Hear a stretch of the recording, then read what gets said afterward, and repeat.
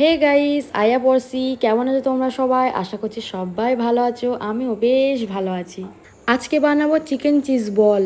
তার জন্য লাগছে হাড় ছাড়া মাংস, মিডিয়াম সাইজের একটা আলু, একটা পেঁয়াজ ও 3টে কাঁচা লঙ্কাকে একসঙ্গে মিক্সিং জারে দিয়ে একটা স্মুথ পেস্ট তৈরি করে নিলাম।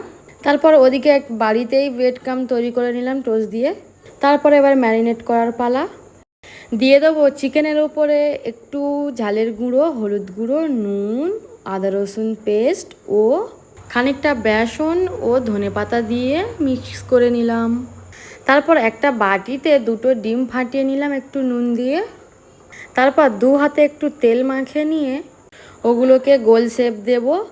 এক টুকরো করে চিজও দিয়ে দেব।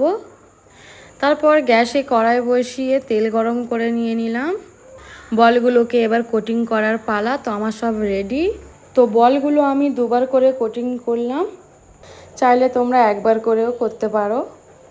2বার করে কোটিং করলে কি হয়, একটু মুচমুচে হয়, খেতে বেশ ভালো লাগে। তো এবার লাল লাল করে ভেজে নেব। রেডি হয়ে গেল আমার চিকেন চিজ বল। তো কেমন লাগলো ভিডিওটি অবশ্যই কমেন্ট করে জানাবে। দেখা হচ্ছে পরের ভিডিওতে। Thanks for watching, tata.